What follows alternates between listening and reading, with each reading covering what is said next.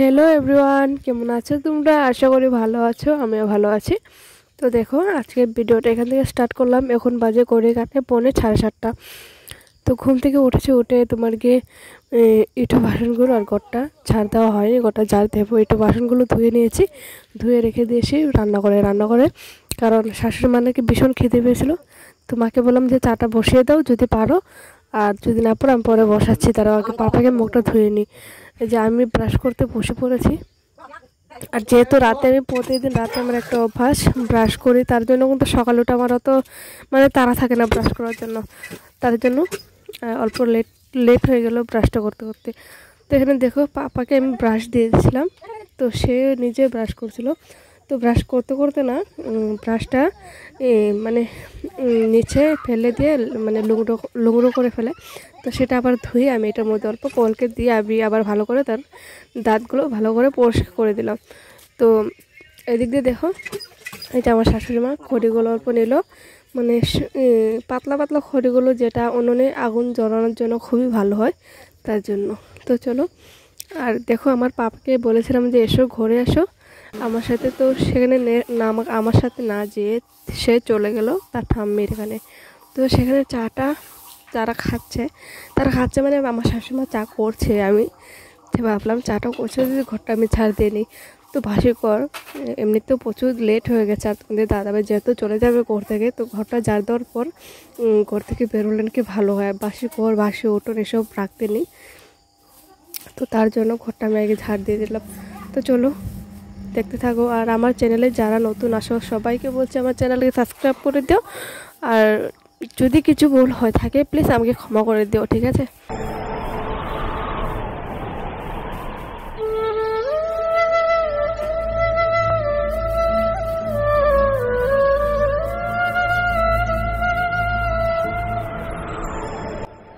আর দুদিন ধরে যেহেতু বৃষ্টি নেই রাতে, তার জন্য কি হয়, বৃষ্টি থাকলে তো ছাগলটা বারান্দার মতো রাখতে হয়, বারান্দা ভীষণ নোংরা হয়ে যায়।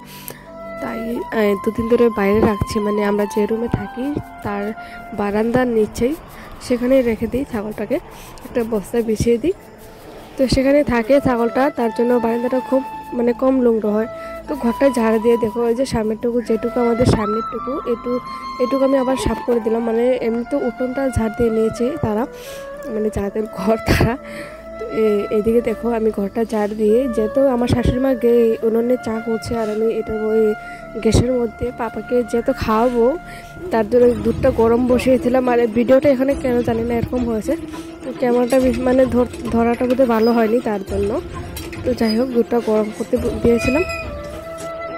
আর এখানে দেখো, এখানে একই অবস্থা, একই ব্যবহার। জানি না কেন, বা ক্যামেরাটা আমার কি ধরা ভুলই হয়েছিল বা কি। তো দেখি আমার না যেহেতু এই ভিডিওটা আমার কিন্তু এরকম প্রায় হয়, বা এই প্রতিদিন হয় না, কিন্তু প্রতিদিন না হলেও একদিন পর পর জানি না কেন বা হয়ে যায় এটা। যখন আমি এই যে এই কী বলে এটাকে, ক্যামেরাটা ঘোরানোর সময় না, কি, তোমরা যদি জেনে থাকো প্লিজ আমাকে কমেন্টে বলো। আর আরেকটা কথা বলি, কাল আমার একটা ভিডিওতে একটা দিদিভাই কমেন্ট করেছিল, খুব ভালো লেগেছে কমেন্টটা দেখে, যে একদিন সব কিছু ঠিক হয়ে যাবে। তো দিদিভাই, তুমি যদি আমার ভিডিওটা আবার এই ভিডিওটা যদি দেখে থাকো, প্লিজ আমাকে এটা কমেন্টে জানিও যে তুমি কোথা থেকে ভিডিওটা আমার দেখেছো বা কমেন্ট করেছো।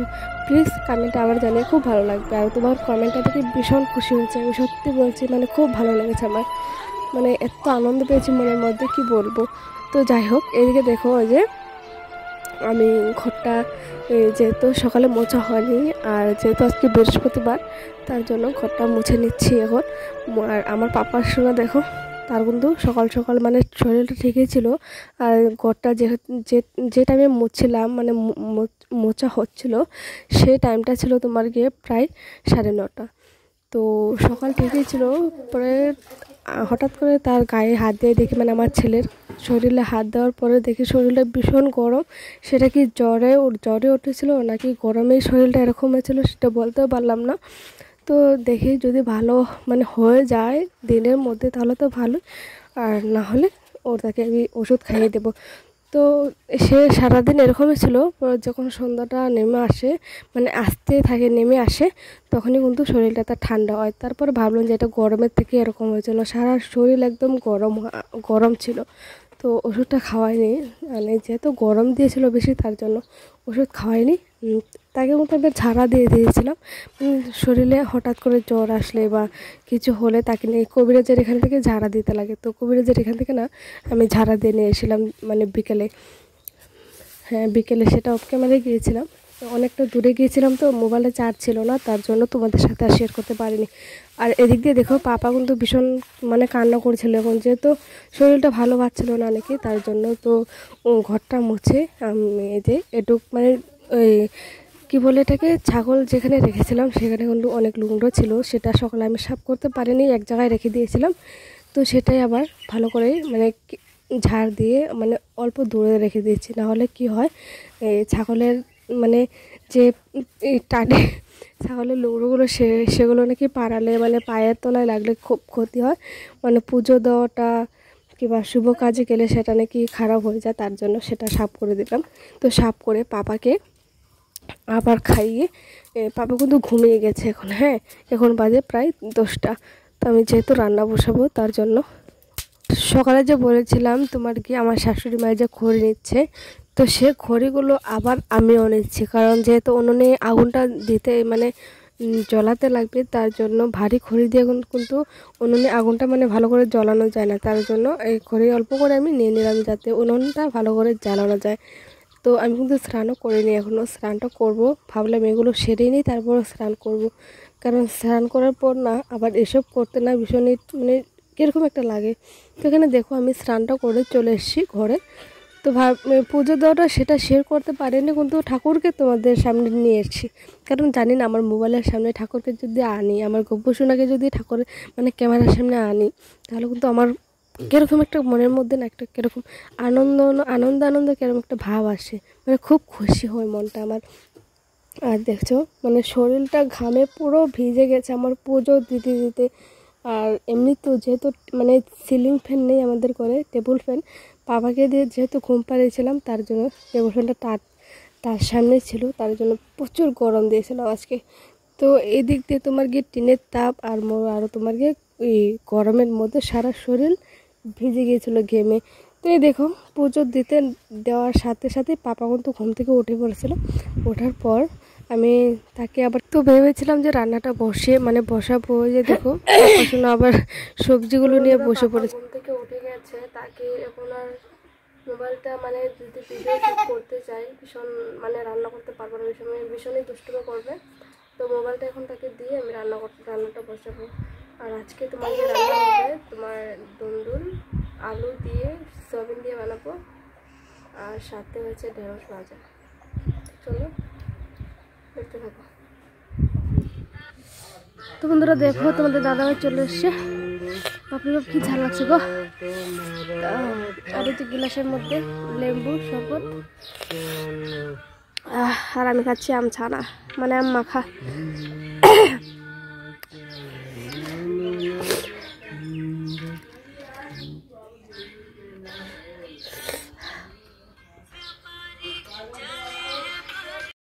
আমার কিন্তু রান্না হয়ে গেছে, তোমাদেরকে বলেছিলাম যে ধুন্দুল দিয়ে আর মানে ধুন্দুল বা ঝিঙ্গে যেটাই বলো সেটাই কিন্তু।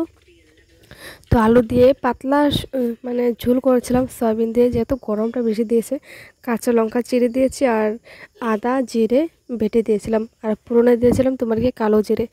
তো রান্নাবান্না শেষ করে ভাবলাম যে অল্প মানে টক খেতে ইচ্ছে করছিলো, তার জন্য আমার শাশুড়ি মাকে বললাম মা তাদের মানে গাছ থেকে আমাকে দুটো আম এনে দেবে, আমি মানে মাখা করে খাবো। তো আমার শাশুড়ি মার কথাটা শুনে এনে দেওয়ার পর আমটা মানে মাখা করবো এই অবস্থায় তোমাদের দাদাভাই আসে। তো তোমাদের দাদাভাই এসে বলে যে আমাকে অল্প লেবুর শরবত করে দাও। তো তাকে আমি গন্ধরাজ লেবু উঠিয়ে গাছের থেকে তাকে আমি শরবত করে দিলাম। আর মাকে বললাম যে তুমি যদি খাও তাহলে নিয়ে এসো, রান্নাঘরে আমি রেখে এসি। তো মা নিয়ে এসলো। আর পাপা সোনাকে মানে কালকে রাতে না পাপা সোনার দুধটা মানে যেটা দুধ তাকে খাওয়ানো হয় সেই দুধটা কিন্তু ভালো করে আমি জাল দিইনি, আমার ভুল হয়ে গেছিলো যে মানে মনে ছিল না, তার জন্য তো সেটা না দুধটা না ফেটে যায়, মানে নষ্ট হয়ে যায়। তার শাশুড়ি মা বললো যে এটা ফেলে দিস না, রেখে দে, এই দুপুরে যখন বেশি করে গরম দেবে বা রোদ উঠবে তখন এটার মধ্যে নেমু দিয়ে অল্প চিনি দিয়ে একটু নুন দিয়ে ঘুটে দিবি, এই পেটটা নাকি ঠান্ডা হবে। তো সেটা মা আবার কি করলো, আমার ছেলেকে এনে দিল, ছেলে না খেয়ে আবার তার ঠামাকে দিয়ে দিল। তো তার ঠামা। শুভ বিকেল বন্ধুরা, এখন বাজে ঘড়ি কাটায় 4:30। তো দুপুরে ভাত খাওয়ার পর আর মোবাইলের সামনে আসতে পারিনি, কারণ ভীষণ গরম দিয়েছিল। ভীষণ গরমের জন্য মোবাইলটা ভীষণ হিট করছিল, হিট মানে ভীষণ গরম হয়ে গেছিলো। আর তোমার গিয়ে মোবাইলে কিছু কাজ করছিল না, তার জন্য তাই মোবাইলটা না পাকার মধ্যে বিছানার নিচে রেখে দিয়েছিলাম ঠান্ডা হওয়ার জন্য। তো এখন তোমাদের দাদাভাই কিন্তু যেহেতু কারেন্ট ছিল না ঘরে, ভীষণ গরম ছিল, দুপুর থেকে কারেন্ট ছিল না, এই মাত্র কারেন্টটা এসছে। তো সে বললো যে অল্প ঘুমাই, ঘুমানোর পর 5টা বাজার আগে আগে আমাকে ডেকে দিয়ে আমি দোকানে চলে যাব। তো ঘরে শুয়ে নেই, এই গাছের তলায় শুয়েছে, তোমাদেরকে দেখাচ্ছি তারা ব্যাক করে। এই যে দেখো শুয়ে রয়েছে, আর আমার শাশুড়ি মা হাওয়া দিচ্ছে পাঙ্খা দিয়ে, আর আমার ছেলে বাবা মোবাইল দেখছিল। তো চলো দেখতে থাকো, সকাল থেকে দুপুর অবধি, দুপুর থেকে রাত অবধি কী করি সব দেখো আর সঙ্গে থেকো। চলো দেখা হচ্ছে সন্ধ্যার পরে। তো বন্ধুরা, আমি বিকালে তোমাদের সাথে কথা বলার পর আর মোবাইলের সামনে আসতে পারিনি, এবং তোমার গিয়ে কথা মানে বলাটা বেশি একটা ভালো লাগছিল না, আর ভিডিও শ্যুট করতে ভালো লাগছিল না, তার জন্য আর ভিডিও শ্যুট করতে পারিনি। আর এখন দেখো, যেহেতু তোমাদেরকে বলেছিলাম বিকেলে যে সন্ধ্যার পর আসবো তোমাদের সামনে, তো সন্ধ্যার পরও আর আসতে পারিনি। আর এখন বাজে রাত 9:30। তো তোমাদের দাদাভাই চলে এসছে দোকান থেকে। তো যেহেতু পাপা আমার কোলে ঘুমিয়েছে, তার জন্য তাকে বললাম যে বিছনাটা অল্প ঝাড় দিয়ে দাও, পাপাকে শোয়াবো। তো তার জন্য যে দেখো বিছনাটা সে ঝাড় দিচ্ছে, আর পাপা আমার কোলে এই যে সে ঘুমিয়ে পড়েছে।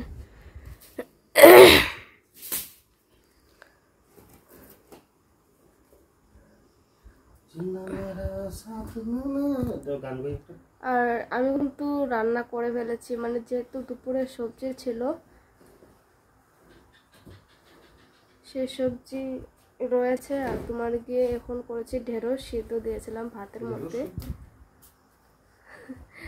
আর দুপুরের সবজি রয়েছে, আর তোমার গিয়ে ঢেঁড়স ভাজা রয়েছে, এগুলো দিয়েই হয়ে যাবে। যেহেতু আমার শাশুড়িমা ভাত খায়নি, শুধুমাত্র ভাতটা বানিয়েছিলাম, শাশুড়ি মাকে চা করে দিয়েছি, শাশুড়ি মাকে চাটা খেয়ে নিয়েছে।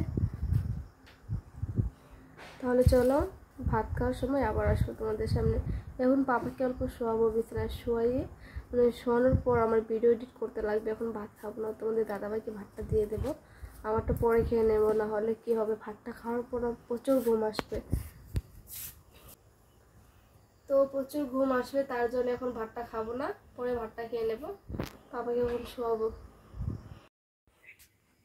তো বন্ধুরা দেখো, এই যে ভাত খেতে বসে পড়েছি, ঢেঁড়স মাখা করেছি, আর যে তোদের দাদাভাইকে দিয়ে দিয়েছিলাম কি দেখো ছেলেদের কথা বলছে ফোনে বেন্টেন হইতে পারে, বুঝছো? আর যেখানে দেখো যেহেতু দুপুরে সবজি করেছিলাম, আশা করি বেন্টেন হইব না, বা সবজিটা দেখে বোঝা যাচ্ছে একদম, মানে এই লঙ্কা টঙ্কা যেহেতু কাঁচা লঙ্কা ছেড়ে দিয়েছিলাম, তার জন্য এরকম কালারটা আসছে। তো চলো ভাত খাই, ভাত খাওয়ার পর তোমাদের সামনে আসছে। তোমারটা কোনো আপডেটে কিন্তু ডিসপ্লে দেখালি দাগ দিতে হয় তেমন ছেড়ে, আর আমি পরে আরামে দাও তাও চলছিল বহুত দিন। খাওয়া হয়ে গেছে এখন শুভ। আর দেখো কারেন্টও নেই, কারেন্ট মানে আছে হাফ ভোল্টেজ, তো ফ্যানও চলছে না, প্রচুর গরম। আর তলে দিয়ে তোমার হাঁটিটা অল্প কথা বলতে ভীষণ কষ্ট হচ্ছে, গরমের মধ্যে কিরকম শ্বাসটা বন্ধ হয়ে আছে। ওই ব্যান্ডার লেগে এরকম হয়। চলো এখানে শেষ করে দেখা হচ্ছে কালকে একটা নতুন ব্লগের সাথে। ভালো থাকো, সুস্থ থাকো।